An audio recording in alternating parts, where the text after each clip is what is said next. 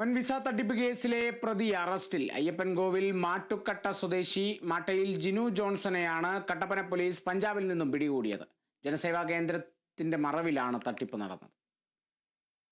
അയ്യപ്പൻകോവിൽ മാട്ടുക്കട്ട കേന്ദ്രീകരിച്ച് പ്രവർത്തിക്കുന്ന ജനസേവാ കേന്ദ്രത്തിന്റെ മറവിലായിരുന്നു മാട്ടുക്കട്ട സ്വദേശി മാട്ടയിൽ ജിനു ജോൺസൺ വിസ തട്ടിപ്പ് നടത്തിയിരുന്നത്.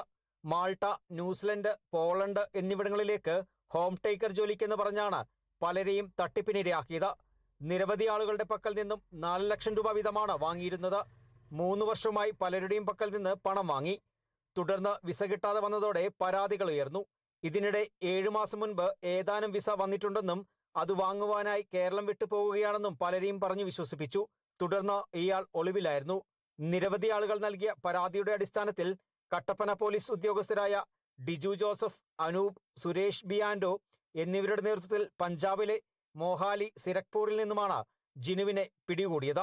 കൃത്യമായിട്ട് ഒരു അന്വേഷണം നടത്തിയിട്ട് വേണം ജനങ്ങൾ അല്ലെങ്കിൽ പഠിക്കുന്ന ഉദ്യോഗാർത്ഥികളൊക്കെ ആണെങ്കിൽ തന്നെ ഈ ഏജൻസികളെ സമീപിക്കുക. അതിനെക്കുറിച്ച് കൃത്യമായിട്ട് ഒരു പഠനം നടത്തേണ്ടത് വളരെ അനിവാര്യമാണ്. എങ്കിലും അതിനുശേഷം മാത്രം കൃത്യമായ എഗ്രിമെൻ്റൊക്കെ വെച്ചതിന് ശേഷം മാത്രമേ നിങ്ങൾ പണം കൊടുക്കാവുള്ളൂ എന്നാണ് ഞങ്ങൾക്ക് പറയാനുള്ളത്.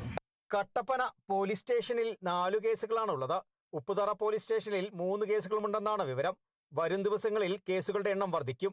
കെ സോഫി, ഗിസില്ല ജോമോൻ, സോണി ജോബി, നാലുമാലി ജിൻസി, താണിക്കൽ ജോസ്ലി, സന്ധ്യ ബിനു, പ്രിൻസി മനു എന്നിവരാണ് നിലവിലെ പരാതിക്കാർ. തട്ടിപ്പിനെതിരെ ഇനിയും നിരവധി പരാതികൾ ഉണ്ടാകുമെന്നാണ് വിലയിരുത്തൽ. 5 പേരുടെ പക്കൽ നിന്നും 17.5 ലക്ഷം രൂപയാണ് കൈപ്പറ്റിയിട്ടുള്ളത്. ഇതിന്മേലാണ് പോലീസ് ഇയാളെ പിടികൂടിയത്. കട്ടപ്പനയും സമീപ ഗ്രാമപ്രദേശങ്ങളും കേന്ദ്രീകരിച്ച് ഇത്തരത്തിലെ വിസ തട്ടിപ്പ് കേന്ദ്രങ്ങൾ സജീവമാകുകയാണ്. വിദേശത്തേക്ക് പോകാൻ തയ്യാറായി നിൽക്കുന്നവരെ തെറ്റിദ്ധരിപ്പിച്ചാണ് പല തട്ടിപ്പുകളും നടത്തിയിരിക്കുന്നത്. ഇയാൾക്കൊപ്പം മറ്റു സഹായികൾ ഉണ്ടായിരുന്നോ എന്ന് പോലീസ് അന്വേഷിക്കുന്നുണ്ട്. Kerala vision news, Idukki.